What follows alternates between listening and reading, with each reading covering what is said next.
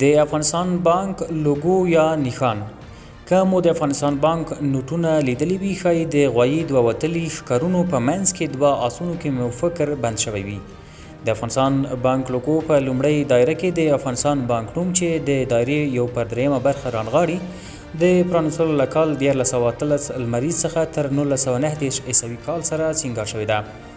د دایرې په لاندنۍ برخه کې د غوایي دوه وتلي ښکرونه چې په لرغونو زمانو کې د پیسو د ساتلو د څرنګوالي ښکارندویي کوي شتون لري.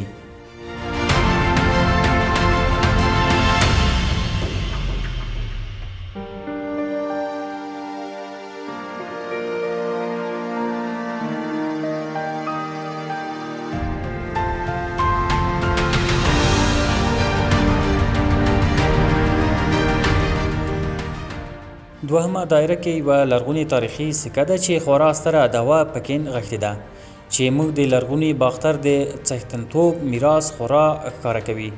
دغه سکه د لرغوني باختر یعنی اوسني بلخ په ځمکه کې پیدا شوې ده او د ایکروتاتش د واکمنۍ پر مهال په لرغوني افغانستان کې د چلند وړ وه. باختر د امو له سیند څخه تر اباسین سیند پورې د یوې تاریخي سیمې لرغونی نوم دی. دغه سکه د زال له کلا څخه ترلاسه شوې ده چې یوه ډیره بډایه تاریخي کلتوري ریښه لري او دا په ډاګه کوي چې په ډیرو لرغونو زمانو کې اټکل 2000 کاله مخکې هم په دې خاوره کې پولي نظام واکمن او مسکوکات د مبادلاتو په جریان کې په ګردښت کې وو.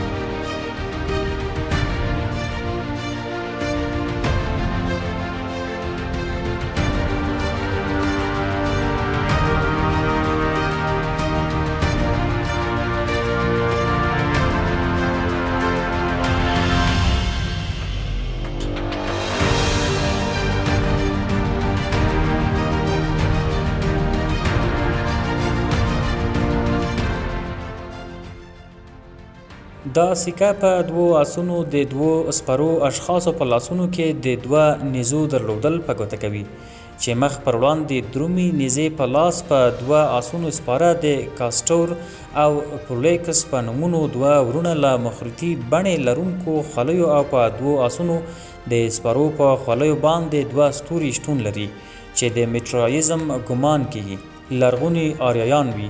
ښکارندویي کوي په هغه باندې د اکروتادس کلمه چې د ستر شاه مفهوم ورکوي ځای پر ځای شوې ده.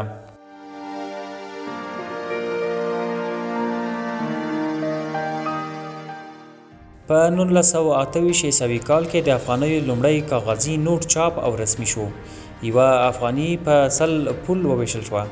د 100 افغانیو نوټ ته به یې امانۍ ویلې. وروسته 15 او د 50 نوټونه هم ورسره چاپ او نوم یې د امانۍ پر ځای افغانۍ شو. په 1939 عیسوي کال د سکو او د نوټونو چاپولو دنده د افغانستان بانک ته وسپارل شوه. په 1928 عیسوي کال کې د افغانیو لومړی کاغذي نوټ چاپ او رسمي شو.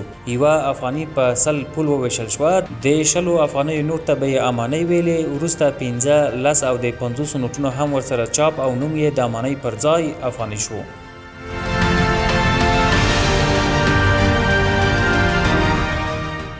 د افغانانو دغه کار په نړۍ کې د لرغوني باختر خاوندانو په توګه پیژندل شوی دی. دغه ستر کار نامتو افغان تجار مجید زابلي ترسره کړ.